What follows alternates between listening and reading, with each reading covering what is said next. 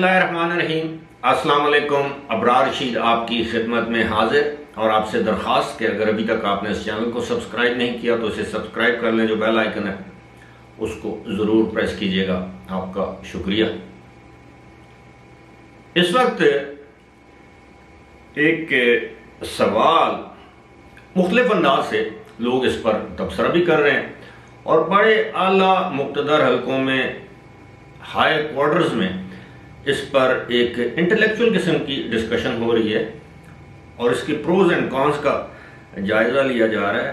اور معاملہ کیا ہے کہ is Imran Khan playing a proxy of some one اور some within Pakistan army,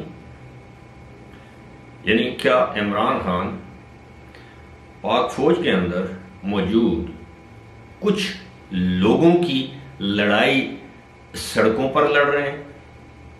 بہت سے سینئر تجزیہ کار، ڈیفنس اینالسٹ اور دانشوروں کا یہ خیال ہے کہ بالکل ایسا ہی ہے۔ اب سمجھدار لوگ جانتے ہیں کہ پراکسی وار کیسے کہا جاتا ہے، یعنی آپ کسی کی جنگ دوسری جگہ پر لڑیں۔ آپ کو یاد ہوگا کہ سعودی عرب اور ایران کی پراکسی وار جو ہے، ان دونوں ممالک کے اپنے نظریات کی جنگ پاکستان میں لڑی گئی۔ سعودی عرب سنی تنظیموں کو سپورٹ کرتا تھا اور ایران شیعہ تنظیموں کو سپورٹ کرتا تھا، اور مارا کون جاتا تھا؟ دونوں جانب سے پاکستانی، چاہے وہ شیعہ مسلمان ہوں چاہے وہ سنی مسلمان ہوں، اور یہاں تک کہ پھر تو شیعوں کو آپ کو پتہ ہے کیا کچھ نہیں کہا گیا۔ بہرحال دونوں جانب سے پاکستانی اور مسلمان مارے گئے، اور دونوں اسلامی ممالک اپنی جنگ پاکستان میں لڑ رہے تھے۔ خیر اب صورتحال بہتر ہے، تو یہ پراکسی سمجھانے کی کوشش کی۔ کچھ لوگوں کو شاید اتنی سمجھ نہ ہو، ویسے تو سمجھدار لوگ ہیں سب کے سب۔ اب معاملہ یہ ہے کہ یہ بات طے پا چکی ہے کہ اس میں کوئی شک نہیں کہ عمران خان فوج کے اندر موجود چند عناصر، ایلیمنٹس، افسران کی لڑائی، ان کی ذات یا ان کا جیسے کہتے ہیں نا پرسنل، جو ان کے جو انٹرسٹ ہیں، ذاتی مفاد کی لڑائی عمران خان سے لڑوائی جا رہی ہے، سول سائٹ پر اور سڑکوں پر، احتجاج کی صورت میں، دھرنے کی صورت میں، لانگ مارچ کی صورت میں۔ اور اس کا اظہار عمران خان نے خود ہی کر دیا ہے۔ انہوں نے ایک سے زائد مرتبہ یہ کہہ دیا ہے یا کہہ چکے ہیں کہ جناب میں تو وزیر اعظم رہا ہوں، مجھے تو اندر کے بندے خبر دے دیتے ہیں۔ اب گزشتہ رات انہوں نے ٹویٹ کیا ہے کہ جناب مجھے معلوم ہے کہ جس دن میرے اوپر قاتلانہ حملہ ہوا اس روز، یہ اس ٹویٹ کا میں مفہوم آپ کو بیان کر رہا ہوں کہ اس روز کنٹرول روم میں جس افسر کا میں نے نام لیا ہے اس کے ساتھ ایک دوسرا افسر کون تھا، یعنی 12 بجے سے 5 بجے تک کون تھا۔ اس کا مطلب ہے کہ وہ اندر سے ان کو اطلاعات مل رہی ہے، جس کا وہ اظہار بار بار کر چکے ہیں۔ اب اس حوالے سے صورتحال یہ ہے کہ اس سے یہ ظاہر ہوتا ہے کہ کوئی اندر کا جو بندہ ہے جو عمران خان کو اطلاعات دے رہا ہے، اور یہ بڑی خطرناک صورتحال ہے۔ باہر کے ممالک، خاص طور پر بھارت یا وہ ممالک جو پہلے ISI پر اس طرح کے الزامات لگاتے رہے ہیں، وہ کیا سوچتے ہوں گے کہ یہ اب پاکستان کی جو پریمیئر انٹیلیجنس ایجنسی ہے، جو دنیا میں ویری ویل ریسپیکٹڈ ایک انٹیلیجنس ایجنسی ہے، اس کے بارے میں وہ کیا سوچتے ہوں گے کہ جناب یہ ایک ایسی ایجنسی ہے کہ جس کے اندر کے لوگ، اندر کی معلومات جو ہیں، وہ داخلی معلومات جو ہیں، وہ ایک سویلین کے ساتھ جو کہ فارمر پرائم منسٹر ہے اس کے ساتھ شیئر کر رہے ہیں۔ لیکن اداروں نے، اب ظاہر ہے ادارے تو پھر اپنے اندر والے بندے کو تو نہیں چھوڑتے۔ میں آپ کو ایک پرسنل واقعہ سنا دیتا ہوں، پھر ایسے لوگوں کے ساتھ کیا جاتا ہے۔ ایک پرسنل واقعہ، جنرل پرویز مشرف کا مارشل لا لگا، نئے مارشل لا لگا تھا۔ اگر آپ کو یاد ہو، جنرل پرویز مشرف نے کہا تھا کہ جناب آپ جو مرضی، جرنلسٹ جو مرضی ہے لکھیں، کسی آرمی والے نے کوئی گڑبڑ کی اس کے بارے میں لکھ سکتے ہیں۔ ہمارے ایک دوست ہیں، انہوں نے ایک خبر لگا دی ایبٹ آباد کے ایک ادارے کے خلاف۔ ادارہ مینز کہ سول ادارہ، ڈسٹرکٹ کونسل کے خلاف انہوں نے خبر چھاپ دی کہ جناب یہ اس میں لاکھوں کے گھپلے، کروڑوں کے گھپلے، کچھ اس طرح کی خبر تھی.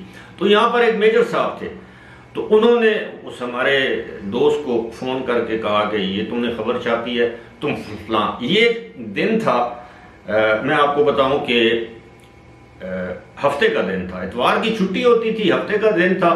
انہوں نے کہا کہ جی کل تو اتوار ہے، تم منڈے کو میرے دفتر حاضر ہونا. اور بڑی دھمکی امیز، تہذیب امیز لہجے میں اس میجر صاحب نے بات کی ان سے. اب انہوں نے میرے ساتھ بات کی، تو میں اس وقت یونین آف جرنلسٹ کا پریزیڈنٹ تھا، یہ جنرل سیکرٹری تھا، مجھے اب صحیح طرح سے یاد بھی نہیں ہے، میرا خیال ہے میں ہزارہ یونین آف جرنلسٹ کا پریزیڈنٹ تھا. اینی ویز وہ میں نے لیٹر لکھ دیا جناب آرمی چیف کو، فیکس کیا، اور یہ پرویز مشرف کو، ڈی جی ایم آئی کو اور ڈی جی آئی ایس آئی کو، 3 جگہوں پر میں نے فیکس کر دیے. جب فیکس کیے تو اس زمانے میں موبائل فون ہر ایک کے پاس تھا بھی نہیں، لیکن یہ ہے کہ میں نے نیچے اپنا لینڈ لائن نمبر، میرے پاس اس زمانے میں بھی الحمدللہ موبائل نمبر تھا، لیکن میں نے اپنا موبائل نمبر بھی لکھ دیا، میں نے فیکس نمبر بھی لکھ دیا، میں نے اپنا لینڈ لائن نمبر بھی لکھ دیا. 1 گھنٹے کے اندر مجھے 3 جگہوں سے کنفرمیشن کی کال آئی کہ جی یہ آپ نے فیکس کیا ہے. میں نے کہا جی ہاں میں نے فیکس کیا ہے. جی ہم نے یہ معلوم کرنا تھا. میں نے کہا آپ کو ریسیو کہ جی ریسیو ہوا ہے تو ہم آپ کو کال کر رہے ہیں. تینوں دفاتر سے، D G I S I, army chief اور ڈی جی ایم آئی. اب یہ اس میں نے شکایت کی تھی کہ اس طرح کی دھمکی دی گئی ہے which is uncalled for. خیر اینی ویز وہ منڈے کو صبح مجھے یہاں پر ڈپٹی کمشنر تھے، وہ بعد میں فرانس میں ہمارے ایمبیسڈر بھی رہے ہیں، ڈاکٹر جان زیب خان، وہ ایف بی آر کے چیئرمین بھی رہے ہیں.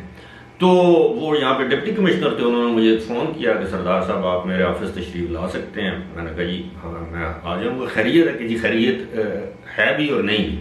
خیر میں نے کہا جی میرے آنے میں وقت لگے گا. میں 10 بجے کے قریب میں ان کے آفس میں چلا گیا، ڈی سی ڈاکٹر جان زیب کے. تو انہوں نے میرا تعارف کروایا. وہاں پہ پہلے سے ایک بریگیڈیئر صاحب بیٹھے ہوئے تھے، بریگیڈیئر جاوید اقبال شاید ان کا نام تھا. انہوں نے میرا تعارف کرایا کہ جی یہ ہیں.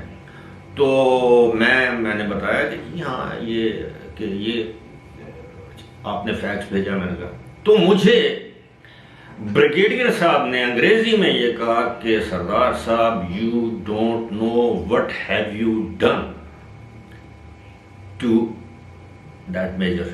آپ نے ان کے کریئر کے ساتھ کیا کر دیا ہے. میں نے کہا جی کیا کیا ہے؟ کہ آپ کو پتہ ہے کہ ہمارے ادارے میں ڈسپلن کی یہ صورتحال ہے کہ آپ کے تو اس میں اے سی آر میں کوئی اف اینڈ بٹ بھی آ جائے تو بندے کا کریئر تباہ ہو جاتا ہے. اس بیچارے کی تو ریڈ انٹری، کیونکہ ایم آئی نے بھی انکوائری شروع کر دی اور آئی ایس آئی نے بھی انکوائری شروع کر دی میجر صاحب کی. میری سٹیٹمنٹ انہوں نے لی اداروں نے، یعنی ایم آئی والوں نے، کہ جی کیا معاملہ ہے. میں نے کہا جی یہ معاملہ ہے. وہ جن صاحب کو انہوں نے دھمکی ہمیں فون کیا تھا ان کی سٹیٹمنٹ لی. انہوں نے بھی کہا، انہوں نے کہا جی بلکہ یہ کال ریکارڈ جو لینڈ لائن کا ریکارڈ ہے وہ نکلوا کے دیکھ لیں. اب یقین کیجئے گا کہ جس دن صبح میری بریگیڈیئر صاحب سے ملاقات ہوئی ہے اسی دن 2 بجے اسی بریگیڈیئر صاحب نے، وہ سیکٹر کمانڈر ہوا کرتے تھے ان دنوں، ظفر اقبال یا جاوید اقبال، لیکن ان کے نام کے ساتھ اقبال آتا تھا. تو انہوں نے مجھے فون کر کے بتایا جی آپ کو مبارک ہو. میں نے کہا جی کس بات کی؟ کہ وہ میجر صاحب یہاں سے ٹرانسفر کر دیے گئے ہیں اپنے یونٹ میں نوشہرہ. تو میں نے کہا جی مجھے خوشی نہیں ہوئی، لیکن انہوں نے ایک پالیسی اپنائی جو کہ ادارے کی پالیسی کے خلاف تھی. آپ کا چیف مارشل آرٹ ایڈمنسٹریٹر یا جنرل پرویز مشرف جو بھی تھے، چیف ایگزیکٹو تھے، وہ کہتا ہے کہ جی آپ میرے خلاف بھی بات کر سکتے ہیں اگر اس میں سچائی ہے. تو میں نے کہا ہم نے تو ہمارے دوست نے جو ڈسٹرکٹ کونسل کے خلاف خبر لگائی اور یہ میجر صاحب دھمکیاں دے رہے ہیں.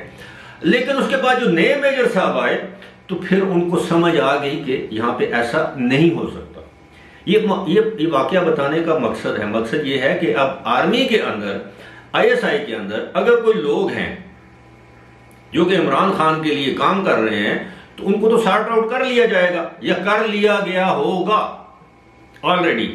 اور دوسری بات یہ ہے کہ عمران خان جن کی لڑائی لڑ رہے ہیں تو کیا ان کو سارٹ آؤٹ نہیں کیا جائے گا؟ جن کی پراکسی وار وہ کر رہے ہیں، وہ جتنے بھی بڑے عہدوں پر کیوں نہ ہو. آپ یقین کیجئے آرمی کا جو اکاؤنٹیبلٹی کا جو پروسیس ہے وہ فلالیس ہے. مطلب بندہ 10 دن کے لیے 1 مہینے کے لیے بچ تو سکتا ہے، لیکن آرمی کی جو انٹرنل جو سسٹم ہے وہ ہاتھ ایسے بندے پر اس وقت ڈالتے ہیں جب ان کے پاس سارے ایویڈنس آ جائیں، آڈیو ویڈیو ریکارڈنگ. اور وہاں پہ جو ان کی جیک برانچ ہے، جو ان کا جو کورٹس ہوتی ہیں، وہ یہ نہیں کہتے کہ یہ ویڈیو کس نے ریکارڈ کیا، یہ آڈیو کس نے ریکارڈ کی، یہ قانونی ہے غیر قانونی. وہاں پہ things are in black and white, there is no gray area. تو اب عمران خان نے ایک تو جس طرح پہلے بھی اپنے محسنوں کے ساتھ جو کچھ کرتے رہے، اب جس بندے نے ان کو اطلاع دی ہے مبینہ طور پر، ممکن ہے عمران خان بلف کھیل رہے ہوں، لیکن چلے اگر وہ بات صحیح کہہ رہے ہیں عمران خان، تو اس بندے کا تو بیڑا غرق کر دیا ہے عمران خان نے.